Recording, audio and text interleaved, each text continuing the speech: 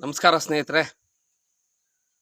ಕಳೆದ ವಿಡಿಯೋದಲ್ಲಿ ನಾನು ಹೇಳಿದ್ದೆ, ಸರ್ಕಾರ ಬ್ರಿಟಿಷರ ರೀತಿ ಸಾರಿಗೆ ಸಂಸ್ಥೆಯ 3 ಬಣಗಳ 16 ಸಂಘಟನೆಗಳ ದ್ವಂದ್ವ ನಿಲುವುಗಳ ಲಾಭವನ್ನು ಪಡೆದು ನಾಜೂಕಾಗಿ ಬೆಣ್ಣೆಲಿ ಕೂದಲು ತೆಗಿತಾರಲ್ಲ, ಗೊತ್ತಾಗುತ್ತಾ? ಬೆಣ್ಣೆಲಿ ಕೂದಲು ತೆಗೆದ್ರೆ ಗೊತ್ತಾಗಲ್ಲ. ಆ ರೀತಿ ನಾಜೂಕಿನಿಂದ ನುಣುಚಿಕೊಳ್ಳುತ್ತಿದೆ. ಬೆಳಗಾವಿ ಅಧಿವೇಶನದ ಸಂದರ್ಭದಲ್ಲಿ ಸರ್ಕಾರಕ್ಕೆ ಸಂಘಟನೆಗಳಿಂದ ಆಗಬೇಕಾಗಿದ್ದಂಥ ಮುಜುಗರ, ಜೊತೆಗೆ ವಿರೋಧ ಪಕ್ಷಗಳಿಂದ ಎದುರಾಗಬಹುದಾಗಿದ್ದಂಥ ಪ್ರಶ್ನೆಗಳ ಸುರಿಮಳೆಯನ್ನು ತಪ್ಪಿಸಿಕೊಳ್ಳುವ ಹಿನ್ನೆಲೆಯಲ್ಲಿ ಒಂದು ಸಭೆಯ ಯೋಜನೆ ಮಾಡಬೇಕಾಗಿತ್ತು. ಆ ಯೋಜನೆ ಮಾಡ್ತು. ಅದರಲ್ಲಿ ಸರ್ಕಾರ ಯಶಸ್ವಿ ಆಯಿತು. ಕೊನೆಗೆ ಕರ್ನಾಟಕ ರಾಜ್ಯ ರಸ್ತೆ ಸಾರಿಗೆ ಸಂಸ್ಥೆ ನೌಕರರ ಕೂಟದ ರಾಜ್ಯಾಧ್ಯಕ್ಷರು ಅಳೆದು ತೂಗಿ ಕೆಟ್ಟ ಮೇಲೆ ಬುದ್ಧಬತ್ತು ಅಟ್ಟ ಮೇಲೆ ಒಲುರಿತು ಅನ್ನೋ ಹಾಗೆ ಈಗ ಒಂದು ಸೂಕ್ತ ನಿರ್ಧಾರಕ್ಕೆ ಬಂದಿದ್ದಾರೆ. ಆ ಹಿನ್ನೆಲೆಯಲ್ಲಿ ಇನ್ನುಳಿದಂಥ 2 ಸಂಘಟನೆಗಳ 2 ಬಣಗಳ ಇನ್ನುಳಿದಂಥ ಸಂಘಟನೆಗಳಿಗೆ ಅಧ್ಯಕ್ಷರು ಪದಾಧಿಕಾರಿಗಳಿಗೆ ಪತ್ರವನ್ನು ಬರೆದಿದ್ದಾರೆ. ಒಮ್ಮತದಲ್ಲಿ ಹೋಗೋಣ ಅಂತ. ಸನ್ಮಾನ್ಯ ಗೌರವಾನ್ವಿತ ಕೂಟದ ಅಧ್ಯಕ್ಷರೇ, ನಿಮ್ಮ ಅಜೆಂಡಾಕ್ಕೆ ನನ್ನ ಬೆಂಬಲ ಇದೆ. ಸರ್ಕಾರದ ಅವಧಿ ಇರ್ತದೆ ಇನ್ನೂ. ಈಗ ಏನಾಗಬೇಕು, ಸಾರಿಗೆ ಸಂಸ್ಥೆ ನೌಕರರು ಯಾವ ಸ್ಥಿತಿ ಇಲ್ಲ ಅವರೇ ಅಂದರೆ, ಬರಗಾಲದ ಊರಲ್ಲಿ ಪರ ಮಾಡಿದ್ರೆ ಹೆಂಗೆ ಅಂಪರೀತಾರೆ ಜನ ಊಟ ಮಾಡೋಕ್ಕೆ, ಆ ಸ್ಥಿತಿಲಿ ಸಾರಿಗೆ ಸಂಸ್ಥೆ ನೌಕರರು ಇದ್ದಾರೆ. ನೀವು ಜಂಟಿ ಕ್ರಿಯಾ ಸಮಿತಿ ಸಂಘಟನೆ ಇನ್ನುಳಿದಂಥ ಸಂಘಟನೆಗಳಿಗೆ ನೀವೇನಾದರೂ ಮಾಡಿ ನಿಮ್ಮ ಬೆಂಬಲ ಇದೆ. ಆ ಸಂಘಟನೆಗಳಿಗೆ ನಮ್ಮ ಬೆಂಬಲ ಇದೆ ಸ್ವಾಮಿ. ಆದರೆ ಪ್ರಣಾಳಿಕೆ ವಿಚಾರ ಜೊತೆಗೆ ಚುನಾವಣೆ, ಸಾರಿಗೆ ಸಂಸ್ಥೆ ಸಂಘಟನೆಗೆ ಚುನಾವಣೆ ಏನಿದೆ ಅದು ನಮ್ಮದು, ನಿಮ್ಮ ಸರ್ಕಾರದ ಅವಧಿ ಇರೋ ತನಕ ನಿರಂತರ ಹೋರಾಟ ಇರ್ತದೆ.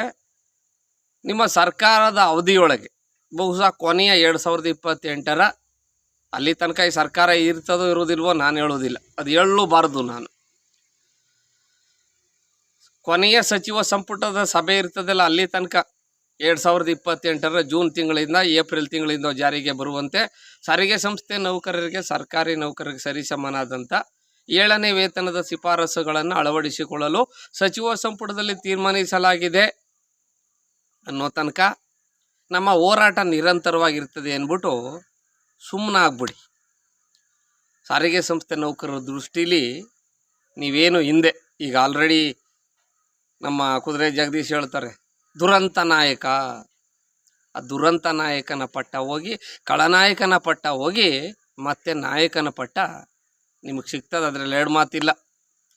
ಹಾಗಾಗಿ ನಾನು ಹೇಳೋದು, ಈಗ ಸೂಕ್ತ ಕಾಲದಲ್ಲಿ ಸೂಕ್ತ ನಿರ್ಣಯವನ್ನು ಕೂಟದ ಅಧ್ಯಕ್ಷರು ತೆಗೆದುಕೊಂಡಿದ್ದಾರೆ. ಇಲ್ಲದೇ ಇದು ಹಿಂಗೆ ನಡೀತಿತ್ತು. ಈಗ ಜಂಟಿ ಕ್ರಿಯಾ ಸಮಿತಿ ಮತ್ತೊಂದು ಬಣದ ಸಂಘಟನೆಗಳಿದ್ದಾವಲ್ಲ, ಅವ್ರಿಗೆ ಬಿಟ್ಬಿಡಿ. ಅವರು 38 ತಿಂಗಳದ್ದು ಕೊಡಿಸ್ತಾರ ಸಂತೋಷ, 20 ತಿಂಗಳದ್ದು ಕೊಡ್ತಾರ ಸಂತೋಷ, 2024ರಿಂದ ವೇತನ ಪರಿಷ್ಕರಣೆ ಮಾಡ್ತಾರ ಸಂತೋಷ. ಅವ್ರೇನೇ ಮಾಡಿಸ್ಲಿ, ಹಿರಿಯವ್ರು ಹೇಳ್ದಂಗೆ,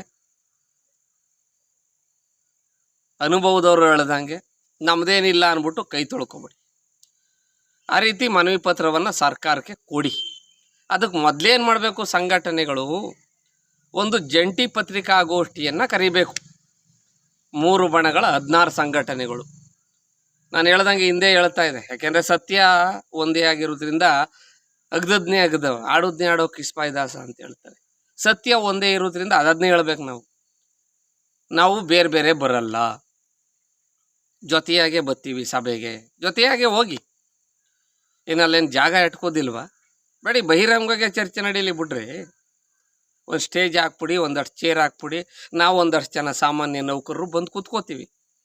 ಅಲ್ಲಿ ಮುಖ್ಯಮಂತ್ರಿಗಳು ಬರಲಿ, ಸಚಿವರು ಬರಲಿ, ಸಾರಿಗೆಯ 4 ನಿಗಮಗಳ ಅಧ್ಯಕ್ಷರು ಉಪಾಧ್ಯಕ್ಷರು ಬರಲಿ, ವ್ಯವಸ್ಥಾಪಕ ನಿರ್ದೇಶಕರು ಬರಲಿ.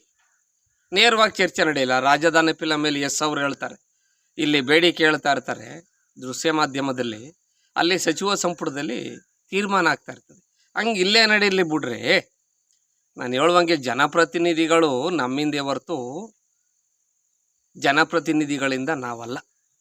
ಅವರೇನು ಆಕಾಶದಿಂದ ಏನು ಉದುರೋಗ್ಲಿಲ್ಲ. ನೇರವಾಗಿ ಬಹಿರಂಗವಾಗಿ ಸಭೆಯಲ್ಲೇ ನಡೆದ್ಬಿಡ್ಲಿ. ಯಾವುದಾದ್ರೂ ಒಂದು ಸ್ಟೇಜ್ ಹಾಕ್ಬಿಟ್ಟು KSRTC ಆಫೀಸು ಇಲ್ದರೆ KSRTC ಕಚೇರಿ ಇಂಚಾರೆ ಡಿಪೋಗಳವೆಲ್ಲ ಅಲ್ಲೇ ಒಂದು ಸ್ಟೇಜ್ ಹಾಕ್ಬಿಡ್ಲಿ. ಸರ್ಕಾರದವರು, ಸಾರಿಗೆ ಸಚಿವರು, ಮುಖ್ಯಮಂತ್ರಿಗಳು ಎಲ್ಲ ಅಂಕಿ ಅಂಶ ಹಿಡ್ಕೊಂಡು ಬಂದ್ಬಿಡ್ಲಿ. ಆಡಳಿತ ವರ್ಗದವರು ಅಲ್ಲೇ ಚರ್ಚೆ ನಡೆದ್ಬಿಡ್ಲಿ. ಹಾಗಾಗಿ ದಯವಿಟ್ಟು ಸೂಕ್ತ ಕಾಲದಲ್ಲಿ ಸೂಕ್ತ ನಿರ್ಣಯವನ್ನು ನೀವು ತೆಗೆದುಕೊಂಡಿದ್ದೀರಿ. ನಾನು ಹೇಳ್ತೀನಲ್ಲ, ನಿಮ್ಮ ಅಜೆಂಡಾ ಇದೆಯಲ್ಲ, ಅದಕ್ಕೆ ಇವತ್ತು ಸಾರಿಗೆ ಸಂಸ್ಥೆಯಲ್ಲಿ ಬಹುಪಾಲು ನೌಕರರು, ಅರ್ಧಕ್ಕಿಂತ ಹೆಚ್ಚು ನೌಕರರು ನಿಮ್ಮ ಅಜೆಂಡದ ಪರವಾಗಿದ್ದಾರೆ. ಆದರೆ ಅಜೆಂಡಾವನ್ನು ನೀವು ಜಾರಿಗೊಳಿಸುವ ನಿಟ್ಟಿನಲ್ಲಿ ನೀವು ಮುಂದುವರೆದಂಥ ರೀತಿ ಇದೆಯಲ್ಲ, ಅದ್ರ ಬಗ್ಗೆ ವಿರೋಧ ಇದೆ. ಹಾಗಾಗಿ ಸಾರಿಗೆ ಸಂಸ್ಥೆ ನೌಕರರಿಗೆ ನಾನು ಆ ಸಭೆ ಈ ಸಭೆ ಬಂದಾಗ ಹೇಳ್ತಾನೆ ಇರ್ತೀನಿ. ಬೀಜ ದೋರಿ ಮುಂಚಾರು ಹೋಯ್ತಾ ಇರ್ತದೆ, ಬೀಜ ಅಳ್ಳಾಡಿಸ್ಕೊಂಡು, ಇಂಚಾರು ನಾಯಿ ಹೋಯ್ತಾ ಇರ್ತದೆ, ಬೀಜ ಅಲ್ಲಿ ಬೀಳ್ತದೆ ಇಲ್ಲಿ ಬೀಳ್ತದೆ ತಿನ್ಮ ಅಂದ್ಬಿಟ್ಟು ಅಂತ ಮುಂದೆ ಹೋಯ್ತಾ ಇರ್ತದೆ. ಹಂಗೆ ಹೋಯ್ತಾನೆ ಇರ್ತದೆ. ನಾ ಬತ್ತಾನೆ ಇರ್ತೀನಿ.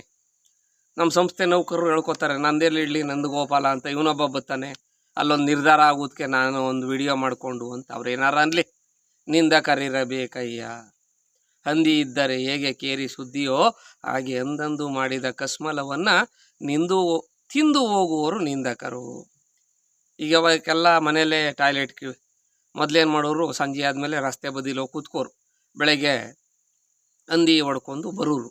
ಹಂದಿ ಏನು ಮಾಡೋರು, ರೋಡ್ ಸೈಡಲ್ಲಿ ಹಾಕಿರೋದೆಲ್ಲನೇ ತಿನ್ಕೊಂಡೋಗಿ ಶುದ್ಧ ಮಾಡ್ತಿದ್ವು. ಹಂಗಾರೆ ದೇವಾನುದೇವತೆಗಳು, ರಾಜ ಮಹಾರಾಜರುಗಳನ್ನೇ ಟೀಕೆ ಅನ್ನೋದು ಬಿಟ್ಟುತ್ತಲ್ಲ. ಇನ್ನು ಮಲ್ಲೇಶನ ಟೀಕೆ ಅನ್ನೋದೇನು ವಸ್ತೇನಲ್ಲ.